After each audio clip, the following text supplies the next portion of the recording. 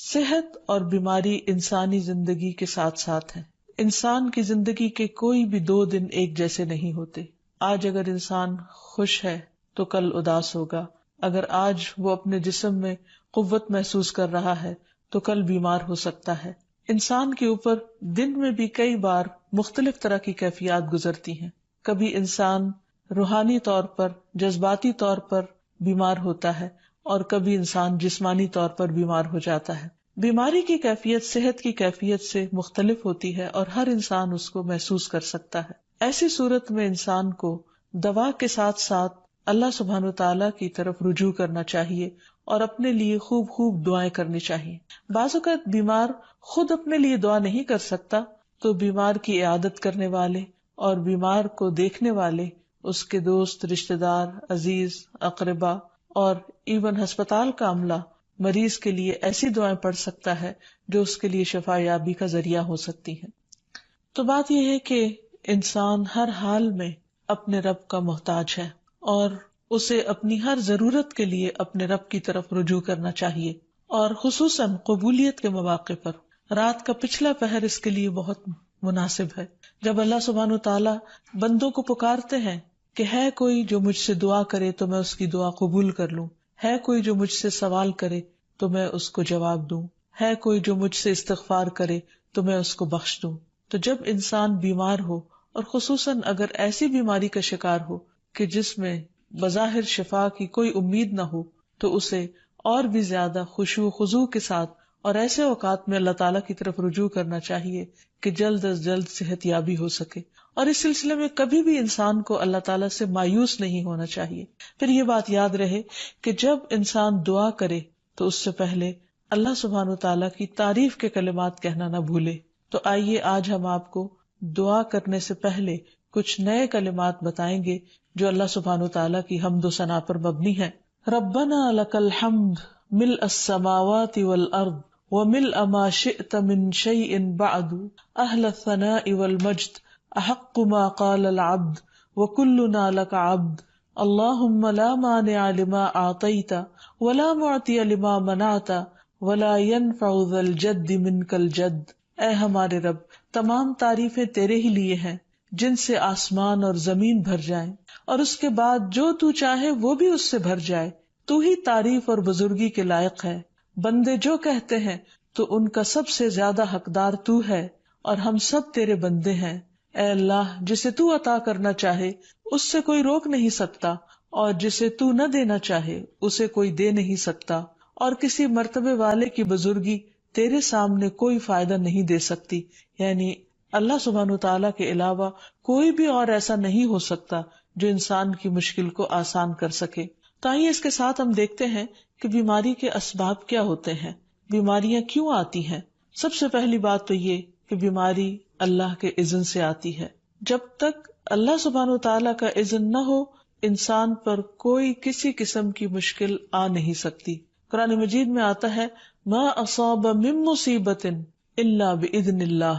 جو بھی مصیبت آتی ہے وہ اللہ کے اذن سے آتی ہے اور وہ تقدیر کا حصہ ہوتی ہے، اور اس میں اللہ سبحانہ وتعالیٰ کی حکمت اور مشیت کار فرما ہوتی ہے. اور وہ کیا ہو سکتی ہے؟ مثلاً اللہ تعالیٰ کسی بندے کے ساتھ بھلائی کا ارادہ کرتے ہیں، اس کے گناہ معاف کرنا چاہتے ہیں، اس کو کسی خاص چیز کی سمجھ دینا چاہتے ہیں تو اسے تکلیف میں مبتلا کر دیتے ہیں. کیونکہ بعض اوقات انسان زندگی میں اتنا مصروف ہوتا ہے اپنے روزانہ کے روٹین کے کاموں میں کہ وہ ٹھہر کر، رک کر، خاموشی کے ساتھ وقفہ لیے بغیر کوئی ایسی بات سوچتا نہیں کہ جو اسے سوچنی چاہیے، جو اللہ تعالیٰ چاہتے ہیں کہ وہ سوچے. تو جب انسان بیمار ہو جاتا ہے تو ایک اور کنڈیشن میں آ جاتا ہے، وہ آرام کی کیفیت میں آ جاتا ہے. ایسی صورت میں انسان کو وہ باتیں بھی سوچنے کا موقع مل جاتا ہے جو عام طور پر وہ نہیں سوچتا. پھر اسی طرح ہمیں ہمارا دین یہ بھی بتاتا ہے کہ بعض اوقات انسان پر بیماری یا کوئی بھی تکلیف اس کے اپنے ہاتھوں کی کمائی سے آتی ہے، یعنی اس کا اپنا کوئی گناہ یا قصور ہوتا ہے جس کی بنا پر اسے وہ تکلیف پہنچتی ہے. قرآن مجید میں آتا ہے وَمَا أَصَابَكُم مِّن مُّصِيبَةٍ فَبِمَا كَسَبَتْ أَيْدِيكُمْ وَيَعْفُو عَن كَثِيرٍ. اور تمہیں جو بھی مصیبت پہنچی تو وہ اس وجہ سے ہے جو تمہارے ہاتھوں نے کمایا، اور وہ بہت سی چیزوں سے درگزر کر جاتا ہے. اسی طرح بعض اوقات انسان کی بیماریاں اس کے کسی گناہ کا نتیجہ ہوتی ہیں۔ عمر رضی اللہ عنہ نے جب عباس رضی اللہ عنہ سے بارش کی دعا کرنے کے لیے کہا تو انہوں نے کہا، اے اللہ، بے شک مصیبتیں گناہوں کی وجہ سے ہی نازل ہوتی ہیں اور انہیں صرف توبہ ہٹا سکتی ہے۔ پھر اسی طرح ایک اور روایت میں آتا ہے، رسول اللہ صلی اللہ علیہ وسلم نے فرمایا، جب بھی کسی رگ یا آنکھ کو نقصان پہنچتا ہے تو وہ کسی نہ کسی گناہ کی وجہ سے ہوتا ہے، لیکن جو تکالیف اللہ تعالیٰ ویسے ہی ٹالتا رہتا ہے وہ کہیں زیادہ ہو جاتی ہیں۔ پھر اسی طرح بعض بیماریاں انسانوں کے اعلانیہ گناہوں کی وجہ سے بھی ہوتی ہیں، جیسے کہ ایک حدیث میں آتا ہے، جب کسی قوم میں بدکاری عام ہو جاتی ہے اور وہ اعلانیہ اس کا ارتکاب کرتے ہیں تو ان میں طاعون اور ایسی مختلف بیماریاں پھیل جاتی ہیں جو کہ ان سے پہلے گزرے ہوئے لوگوں میں نہ تھی۔ ابو امامہ باہلی سے روایت ہے کہ نبی صلی اللہ علیہ وسلم نے فرمایا، جس بندے کو بھی بیماری سے پچھاڑ دیا گیا ہو تو اللہ تعالیٰ اسے جب بیماری سے اٹھاتا ہے تو وہ پاک ہوتا ہے۔ تو یہ ایک حقیقت ہے کہ انسان کے گناہ اس کے لیے مشکلات کا سبب بنتے ہیں۔ امام ابن القیم الجوزیہ لکھتے ہیں، ان کی ایک مشہور کتاب ہے الداء والدواء، بیماریاں اور علاج، اس میں وہ کہتے ہیں کہ کوئی بھی گناہ ایسا نہیں کہ جس کے اثرات نہ ہوں۔ انسان سے چھوٹی یا بڑی جو بھی کوئی غلطی صادر ہوتی ہے اس کے نتیجے میں کچھ نہ کچھ اثرات اس کی زندگی پر ضرور پڑتے ہیں۔ ہاں، اگر اللہ تعالیٰ معاف کر دے تو وہ اور بات ہے، ورنہ ہر گناہ کی ایک تاثیر ہوتی ہے، اور ان تاثیرات میں سے ایک چیز یہ ہے کہ انسان مختلف قسم کی بیماریوں میں مبتلا ہو جاتا ہے۔ اسی لیے ہم دیکھتے ہیں کہ جب انسان بیماری میں مبتلا ہوتا ہے تو اللہ تعالیٰ اس بیماری کو اس کے گناہوں کا کفارہ بنا دیتے ہیں۔ جیسے حدیث میں آتا ہے کہ جس مسلمان کو کانٹا چبھے یا اس سے زیادہ کوئی تکلیف پہنچتی ہے تو اللہ تعالیٰ اس کے ذریعے اس کے گناہوں کو اس طرح دور کر دیتا ہے جس طرح درخت سے اس کے پتے جھڑتے ہیں۔ تو اس سے ہمیں یہ پتہ چلتا ہے کہ بیماریوں کے آنے کے مختلف اسباب ہوتے ہیں۔ بیماری بہرحال جس بھی وجہ سے آئے، لیکن اصل چیز دیکھنے کی یہ ہے کہ مومن کا رویہ کیا ہے۔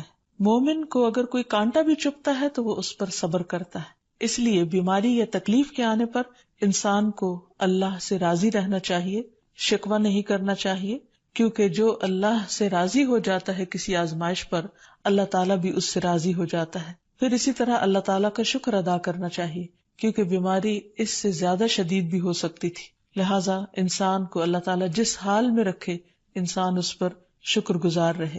پھر یہ کہ انسان کسی بھی بیماری میں کسی بھی قسم کی ہو اور زندگی کے کسی بھی حصے میں ہو، اس میں مایوس نہ ہو، پر امید رہے کہ بیماری دور ہو جائے گی۔ پھر اسی طرح اگر بیماری طول پکڑ جائے تو انسان کو گھبرانا نہیں چاہیے، کیونکہ ہر گزرنے والا لمحہ انسان کے درجات میں اضافے کا سبب بنتا ہے اور اس کے گناہ مسلسل جھڑتے چلے جاتے ہیں حتیٰ کہ انسان بالکل پاک صاف ہو جاتا ہے۔ پھر اسی طرح انسان کو بیماری کی حالت میں دوسروں سے شکوے شکایات نہیں کرنی چاہیے، کیونکہ بیماری اللہ کے اذن سے آتی ہے، اور جب انسان ہر ایک کے آگے رونے لگتا ہے تو گویا وہ اللہ تعالیٰ کا شکوہ کر رہا ہوتا ہے، جو چیز اللہ تعالیٰ کو پسند نہیں۔ پھر اسی طرح منہ سے برے الفاظ نہیں نکالنے چاہیے، بیماریوں کو کوسنا نہیں چاہیے، اور پھر ایسے الفاظ نہیں ادا کرنے چاہیے کہ مجھے لگتا ہے کہ اس بیماری میں میری زندگی چلی جائے گی، یا یہ کہ کسی مریض کی عیادت کے لیے جا کر اس کو اس قسم کی بات نہیں کرنی چاہیے، خواہ کتنی ہی خطرناک بیماری کیوں نہ ہو، ہمیشہ اسے امید دلانے چاہیے، کیونکہ مایوسی کے الفاظ اور برے بھلے اور منفی قسم کی باتیں اللہ تعالیٰ کو پسند نہیں، اور انسان ویسے بھی جیسے سوچتا ہے پھر اس کے ایکشن اس کے مطابق ہونے لگتے ہیں۔ اب یہ ہے کہ انسان بیماری میں دوا ضرور کرے، کیونکہ حدیث میں آتا ہے کہ اللہ تعالیٰ نے کوئی بیماری ایسی نہیں اتاری جس کے لیے دوا نہ اتاری ہو۔ ہاں، جسے معلوم ہو اسے معلوم ہوتا ہے، اور جسے نہیں معلوم ہوتا اسے نہیں معلوم ہوتا۔ بعض اوقات اللہ تعالیٰ ڈاکٹر کے دل میں ڈال دیتا ہے اور اس کا علاج اس کو سمجھ میں آ جاتا ہے، اور بعض اوقات وہ بیماری لا علاج ہوتی ہے، حالانکہ اس کا علاج موجود ہوتا ہے مگر کسی کو بھی علاج سمجھ میں نہیں آتا۔ بہرحال نوعیت کچھ بھی ہو تو علاج ضرور کراتے رہنا چاہیے، اور کبھی مایوس نہیں ہونا چاہیے کہ اس بیماری کا علاج ہو نہیں سکتا، نہیں، ایک کے بعد ایک کوشش انسان کرتا رہے، اور جب اللہ کا اذن ہوگا بیماری دور ہو جائے گی۔ اور اس کے ساتھ ساتھ انسان یہ بھی یقین رکھے کہ شفا اللہ کے ہاتھ میں ہے، کسی ڈاکٹر کے ہاتھ میں نہیں، کسی انسان کے ہاتھ میں نہیں، کیونکہ جب تک اللہ کا اذن نہ ہو شفا نہیں ہو سکتی، خواہ کوئی کتنا بھی بڑا ڈاکٹر کیوں نہ ہو. اسی لیے نبی صلی اللہ علیہ وسلم کی دعاؤں کے آخر میں آتا ہے کہ لا شفا الا شفاؤک، کوئی شفا نہیں مگر تیری ہی شفا، یعنی جو اللہ سبحانہ وتعالی اپنے بندے کو شفا عطا کرے. پھر اسی طرح یہ ہے کہ حضرت ابراہیم علیہ السلام نے اللہ سبحانہ وتعالی کے بارے میں فرمایا تھا کہ وَإِذَا مَرِضْتُ فَهُوَ يَشْفِينِ، کہ جب میں بیمار ہوتا ہوں تو وہی مجھے شفا دیتا ہے، یعنی اللہ تعالیٰ ہی اس بیماری کو دور کرتا ہے. اسی طرح ایک اور روایت سے بھی پتہ چلتا ہے کہ شفا دراصل اللہ سبحانہ وتعالی کے ہاتھ میں ہے. حضرت عائشہ سے مروی ہے کہ رسول اللہ صلی اللہ علیہ وسلم دم کیا کرتے تھے اور یہ دعا پڑھتے تھے امسح البأس رب الناس بیدک الشفاء لا یکشف الکرب الا انت، اے لوگوں کے رب تکلیف کو دور کر دے، تیرے ہی ہاتھ میں شفا ہے، تیرے سوا اس کو دور کرنے والا اور کوئی بھی نہیں. پھر اسی طرح انسان جب کسی بیمار کی عیادت کے لیے جائے تو اس پر بھی دعا پڑھے اور اس کے لیے دعا کرے. رسول اللہ صلی اللہ علیہ وسلم نے فرمایا جو مسلمان کسی ایسے بیمار کی عیادت کے لیے اس کے پاس آئے جس کی موت کا وقت قریب نہ آیا ہو اور 7 مرتبہ یہ پڑھے اسأل اللہ العظیم رب العرش العظیم ان یشفی فلانا من وجعہ، میں اس عظمت والے اللہ سے سوال کرتا ہوں جو عرش عظیم کا رب ہے کہ فلاں کو اس کی تکلیف سے شفا عطا فرمائے، تو اللہ عز و جل اسے شفا عطا فرما دیتا ہے. اور پھر ہم دیکھتے ہیں کہ تمام انبیاء اپنی بیماریوں میں تکلیفوں میں اللہ تعالیٰ کو پکارتے تھے، جیسا کہ ایوب علیہ السلام کی دعا قرآن مجید میں آتی ہے. اور ایوب جب اس نے اپنے رب کو پکارا کہ بے شک مجھے تکلیف پہنچی ہے اور تو رحم کرنے والوں میں سب سے زیادہ رحم کرنے والا ہے، تو ہم نے اس کی دعا قبول کر لی، بس اسے جو بھی تکلیف تھی اسے دور کر دیا اور اسے اس کے گھر والے اور ان کے ساتھ ان کی مثل اور عطا کر دیے اپنے پاس سے رحمت کے لیے اور ان لوگوں کی یاد دہانی کے لیے جو عبادت کرنے والے ہیں. اسی طرح رسول اللہ صلی اللہ علیہ وسلم نے ایک اور موقع پر ایک صحابی عثمان بن ابی عاص الثقفی کو ایک دعا سکھائی. جب وہ نبی صلی اللہ علیہ وسلم کے پاس حاضر ہوئے، وہ کہتے ہیں مجھے اتنی تکلیف تھی کہ قریب تھا کہ وہ مجھے ہلاک کر دیتی، تو نبی صلی اللہ علیہ وسلم نے مجھے فرمایا اس درد کی جگہ پر اپنا دایاں ہاتھ رکھو اور 7 مرتبہ کہو بسم اللہ اعوذ بعزت اللہ وقدرتہ من شر ما اجد واحاذر، اللہ کے نام کے ساتھ میں پناہ مانگتا ہوں اللہ کی عزت کی اور اس کی قدرت کی اس شر سے جو میں محسوس کرتا ہوں، یعنی اس تکلیف سے بچنے کے لیے جو مجھے محسوس ہو رہی ہے اور جس سے میں خوف محسوس کرتا ہوں. عثمان کہتے ہیں کہ جب میں نے یہ پڑھا تو اللہ سبحانہ وتعالیٰ نے مجھے شفا عطا کر دی. پھر اسی طرح ہر بیماری سے شفا کی دعا نبی صلی اللہ علیہ وسلم نے سکھائی. عبداللہ بن عباس سے مروی ہے کہ نبی اکرم صلی اللہ علیہ وسلم نے فرمایا جب کوئی شخص کسی ایسے مریض کی عیادت کرے جس کی موت کا وقت ابھی قریب نہ آیا ہو اور اس کے پاس 7 مرتبہ یہ دعا پڑھے اسأل اللہ العظیم رب العرش العظیم ان یشفیک، میں عظمت والے اللہ جو عرش عظیم کا رب ہے اس سے دعا کرتا ہوں کہ وہ تمہیں شفا عطا کرے، تو اللہ تعالیٰ اسے اس مرض سے شفا عطا کر دے گا. پھر اسی طرح نبی صلی اللہ علیہ وسلم اگر کسی کو کوئی پھوڑا بنسی ہوتی تو اپنے لعاب دہن کے ساتھ زمین کی مٹی تھوڑی سی لے کر اس درد تکلیف والی جگہ پر لگاتے تو اس سے بھی شفا ہوتی. حضرت عائشہ کہتی ہیں کہ جب کسی انسان کے عضو میں کوئی تکلیف ہوتی، پھوڑا یا زخم ہوتا، تو نبی صلی اللہ علیہ وسلم اپنی انگلی اس طرح رکھتے اور سفیان جو راوی ہیں انہوں نے اپنی شہادت کی انگلی زمین پر رکھی، پھر اسے اٹھا کر فرمایا بسم اللہ تربت اردنا بریقت بعدنا لیشفى به سقیمنا باذن ربنا، اللہ کے نام کے ساتھ ہماری زمین کی مٹی ہمارے رب کے حکم سے ہم میں سے بعض کے تھوک کے ساتھ ہمارے بیمار کو شفا دی جائے. یعنی لعاب دہن کا اپنا ایک اثر ہوتا ہے اور لعاب دہن جو ہے ایک طرح سے دوا کا کام کرتا ہے، اور اللہ کا نام لے کر جب لعاب دہن لگایا جائے تو شفا ہوتی ہے. جیسے کہ ایک اور موقع پر نبی صلی اللہ علیہ وسلم نے ایک جلے ہوئے مریض کے اوپر یہی دعا پڑھ کر لعاب دہن لگایا تو اللہ تعالیٰ نے اس مریض کو شفا یاب کر دیا، اور وہ دعا تھی اذہب البأس رب الناس واشف انت الشافی لا شفاء الا شفاؤک شفاء لا یغادر سقما.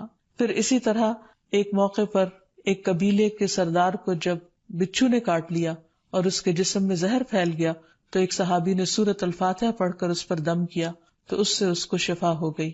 اور یہ بات جب نبی صلی اللہ علیہ وسلم کو بتائی گئی تو آپ اس پر خوش ہوئے اور سورۃ فاتحہ سب لوگوں کو آتی ہے، اسی لیے اس کا نام سورۃ الشفا بھی ہے، کیونکہ یہ بیماری میں بطور علاج پڑھی جاتی ہے مریض پر. مریض خود بھی پڑھ سکتا ہے اور اس کے اٹینڈنٹس بھی اس پر پڑھ سکتے ہیں. حضرت علی رضی اللہ تعالیٰ عنہ کہتے ہیں کہ نبی صلی اللہ علیہ وسلم کو بچھو نے ڈس لیا اور آپ نماز پڑھ رہے تھے. جب آپ نماز سے فارغ ہوئے تو آپ نے فرمایا اللہ تعالیٰ بچھو پر لعنت کرے، یہ نہ نمازی کو چھوڑتا ہے نہ کسی اور کو. پھر آپ نے پانی اور نمک منگوایا، آپ اس پر ملتے جا رہے تھے اور یہ صورتیں پڑھ رہے تھے، قل یا ایھا الکافرون وقل اعوذ برب الفلق اور قل اعوذ برب الناس. تو یہ بھی ایسے مواقع پر پڑھی جا سکتی ہیں. پھر اسی طرح یہ ہے کہ اگر کسی بھی دوا یا دعا سے مریض صحت یاب نہ ہو رہا ہو، اس کی تکلیف کم نہ ہو رہی ہو، تو بھی موت نہیں مانگنی چاہیے، کیونکہ مومن کے لیے زندگی ایک بہت بڑی نعمت ہے. وہ جس بھی حال میں گزرے، بہرحال وہ اسے آخرت کمانے کا ذریعہ بنا سکتا ہے. یعنی اگر وہ تکلیف میں اس کی زندگی گزر رہی ہے اور اس پر وہ صبر کر رہا ہے اور اللہ کو یاد کر رہا ہے، تو اس کے بے پناہ درجات بلند ہونے کا ذریعہ ہے. یعنی یہ بیماری اس کے لیے بلندی درجات کا ذریعہ بن جاتی ہے. اس لیے کبھی بھی موت نہیں مانگنی چاہیے. ہاں اگر تکلیف حد سے بڑھ جائے تو انسان یہ دعا مانگ سکتا ہے، اللہم احینی ما کانت الحیات خیرا لی وتوفنی اذا کانت الوفات خیرا لی. اے اللہ، جب تک میرے لیے زندگی بہتر ہو مجھے زندہ رکھ، اور جب میرے لیے وفات بہتر ہو تو مجھے وفات دے دے. تو اللہ تعالیٰ سے دعا ہے کہ اللہ تعالیٰ تمام بیماروں کو صحت اور شفا عطا فرمائے، اور ہمیں بیماری اور آزمائش کے موقع پر اپنی طرف رجوع کرنے کی توفیق دے، اور ہر طرح کے شرک اور ایسے کاموں سے بچائے جو اس کو ناراض کرنے والے. وآخر دعوانا ان الحمد للہ رب العالمین. السلام علیکم ورحمۃ اللہ وبرکاتہ.